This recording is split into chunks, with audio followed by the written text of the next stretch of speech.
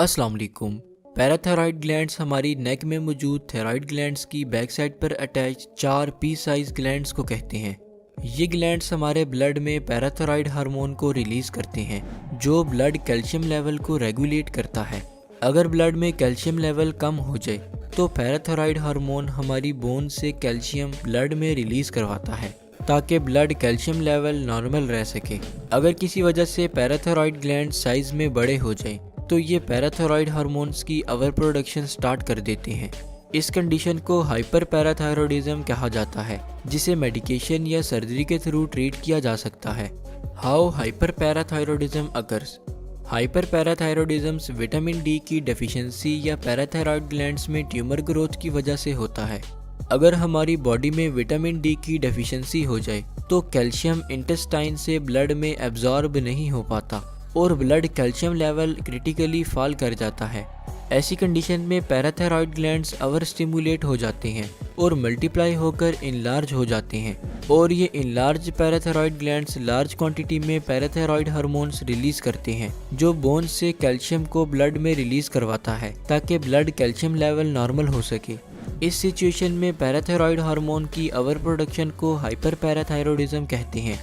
इसके अलावा बाज़ औक़ात पैराथायरॉयड ग्लैंड्स में ट्यूमर ग्रोथ हो जाती है जिससे पैराथायरॉयड ग्लैंड्स इनलार्ज हो जाते हैं, जो ब्लड कैल्शियम लेवल नॉर्मल होने के बावजूद भी पैराथायरॉयड हार्मोन की ओवर प्रोडक्शन करने लग जाते हैं, जिससे हाइपर पैराथायरॉयडिज्म की कंडीशन डेवलप हो जाती है। What are the symptoms of hyper parathyroidism.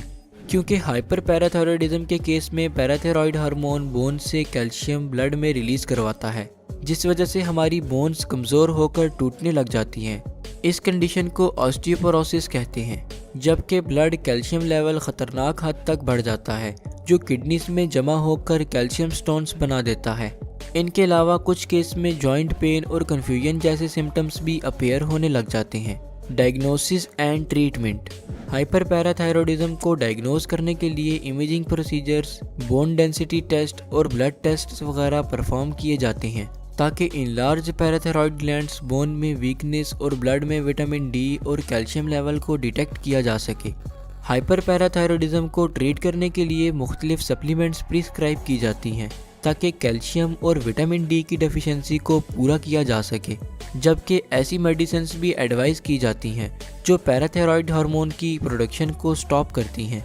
इसी तरह इनलार्ज पैराथायरॉयड ग्लैंड्स को पैराथायरॉयड ग्लैंड सर्जरी यानी कि पैराथायरॉयडेक्टोमी के थ्रू रिमूव किया जाता है, जिसे डिटेल में जानने के लिए वीडियो का लिंक डिस्क्रिप्शन में मौजूद है। अगर आपको इस वीडियो को लेकर कोई भी सवाल हो या फिर आप हमें कोई टॉपिक सजेस्ट करना चाहते हो तो आप हमें हमारे फेसबुक पेज के थ्रू रीच आउट कर सकते हैं, जिसका लिंक आपको वीडियो के डिस्क्रिप्शन बॉक्स में दे दिया जाएगा। शुक्रिया। अल्लाह हाफिज़।